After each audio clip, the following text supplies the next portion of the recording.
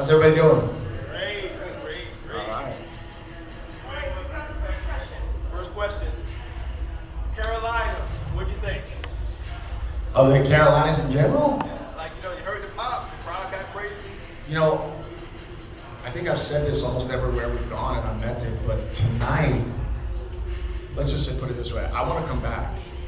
This was a really, really good night. The crowd, we may have set a gate record for the PFL, which now obviously we're MVP now, but for the PFL events, we had a really, really strong gate. I thought the crowd was, from the second fight, everybody was engaged, they were into it, they were booing when they thought the action was too slow. I was leading some of those boos, and they were really, really engaged. I thought it was terrific. It was a really... We take it personal around here. Well, I knew that this is a great sports town, but I didn't know it was a really, really great MMA town. So that was a pleasant surprise for me. This is my first time here with this promotion, so I thought tonight was really, really terrific from that standpoint. Got to hear it. Yes. You've been pretty open about the disappointments with ESPN. Of course, you probably know tonight the Savannah Bananas were Yeah. actually pulled over. Do you have anybody you reach out to at ESPN to Oh, yeah. address that? Yeah, look, that's live TV. Our chief operating officer, Lenny Daniels is behind us, is behind you, and Lenny's been in the television business for 25 years, and we work collaboratively with ESPN. When you're in the live TV business and you have prior programming that runs over, that's a little bit of unfortunate, the nature of live TV. The bouncing us around in between all of the networks, though, is just maddening, quite honestly. And again, tonight I was getting texts from friends of mine that are just like, the app ended, doesn't tell you where to go. They didn't know to go to ESPN2 where we started. We had to rearrange some of our fights just to try to accommodate so that we could start the main card on really, the primary ESPN. So issues and problems continue, but we can't use that as an excuse. I think, my own opinion of the card tonight is the star of tonight was the undercard. And there were some amazing fights on the undercard. And the main card was a little bit more uneven. But look, I think I still love being on ESPN. They are the juggernaut in sports. And I think with our announcement with MVP, maybe we have an opportunity to talk to them and try to reset a little bit what they may want, what we may want, and I'm hopeful for that. So we'll see. Talk a little about your background at Turner, how it translates into this role now.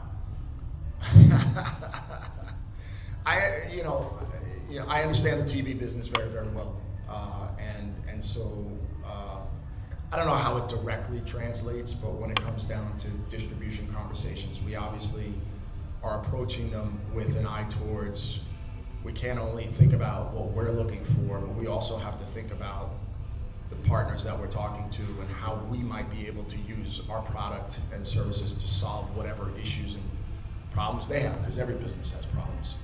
So, I think one of the things that, and again, I give a lot of credit to Lenny Daniels and his team, I think the production of the PFL events has gotten really dramatically better. I mean, we had a big, long card tonight. The pacing really, really worked. There was not a big lull in the action. Watching what was on the screen, I thought was very professionally produced. I'm very proud of that. And Lenny's got an amazing team, and so I think our product keeps getting better. And look, I'm very, very happy with the direction the promotion's going in. Our ticket sales are more than double what they were just a year ago. They're still too low for where I want them to be, but it's all evidence that the strategy that we have is working. And we're just going to keep hard at it, and hopefully we get to accelerate that now that we've announced the MVP merger. I'm looking forward to, I'm flying down to Orlando tomorrow morning. I'll be at the MVP W5 event tomorrow night, and we start rolling. Last one from me. The summer series has been really good to put all these cards real close together. They roll right into each other. Obviously, a little easier to promote when you're going from one to the next. Do you guys have any plans to continue something like that later on, where even though it's a lot of work, it's a lot of travel, but just packing 4 or 5 cards in a very short window? I mean, we're going to evaluate it. Now we've got a lot more product too, right? Because with MVP, we've got their product between women's boxing, and all the other events that they put on opportunistically. So that'll be part of the work over the next several months as we think about, honestly, we're already looking towards 2027. We'll be making announcements shortly about our plans for the rest of this year, but you should expect that we'll be in the US, but we're probably gonna start and go back outside the US again, which is what we typically do. And I think we've got some exciting cities and venues that we're gonna be announcing soon. So I'm also very pleased about that, because for anybody who's been to an event, a PFL event outside the US, I mean, we'll have probably crowds double this size outside. So, and we've got some great banging cards planned. Just stay tuned. There's some of our best cards that are yet to come. Yes? How'd you score the main event tonight? That was close. I personally thought Brian won, but it was very close. I thought, you know, we had a card tonight where we had 3 consequential middleweight fights, which we did on purpose, right? Because we just recently crowned an interim champion, Johnny Evelyn. He's gonna fight Costello Vanstinas, who's the middleweight champion, but had to pull out of a planned fight with Johnny because of injury. So they'll fight whenever Costello's back and he's healthy. But tonight was a way of sort of setting the stage for future title contention. And I'll tell you that the fighter that really impressed me tonight was Josh Friend. He came out, and against Gregory, he took in the first round, he was getting shelled with shots to the face and the head. And I think he was even a bit overwhelmed at first, but he composed himself. Gregory got a little bit tired, and then Friend showed up with a lot of heart and a lot of skill. So I thought he had a standout performance tonight. The main event, I think there was too much just pushing up against the cage. I'm really frustrated with the refereeing, that I think they just let fighters lay on each other and rest far too long. And that's been a bit of a common complaint of mine all year, but tonight was really evident. The last couple of fights, the Silveira fight too, you're just leaning up against the cage. You gotta work. And if you're in the PFL, you gotta come to fight, and you gotta come to want to win. Don't come if you're just trying not to lose. That's why Friend had a standout performance, and Lewis McGrillen had a standout performance, fighting after 20 days, coming off a loss. Very game performance against a very game competitor, but Lewis just wouldn't stop and outworked him, and I was very impressed with his comeback tonight. Yes? John, Hi. first of all, congratulations on another great event. The Thank energy, you. the atmosphere was amazing. So we're nearing the end of the summer series now. We got one event left in Tampa. Just want to get like your overall thoughts on how the summer series has gone. Has it met your expectations, exceeded them? What are your thoughts? Oh, I think it's definitely met. I've got high expectations. I think it's met them. You know, we talk about ESPN, and I wish that they would support us more, but our ratings are up a little bit year on year, and that's despite having a lead-in set of ratings that are down meaningfully. I've seen numbers that's close to 50% decline in ratings on our lead-in programming, yet our ratings are actually up a little bit. And actually in New York too, we followed SportsCenter, but then we grew the audience 20% off of SportsCenter, which I think is very, very encouraging. And the duration of the audience is lengthening, meaning that the average time that people are watching our events, it was up 50% from the beginning of the year in the US. So the US, which was a big priority for me this year, which was to really introduce the bigger formats with the rankings and the championship belts, I think that's delivered and then some. And that was one of the reasons why Jake and Nikisa were interested in merging, because I think they have a real appreciation for the quality of our fighters. And I think the combination of both companies are just going to elevate our product. And I think for the benefit of the fighters, yes, but the fans.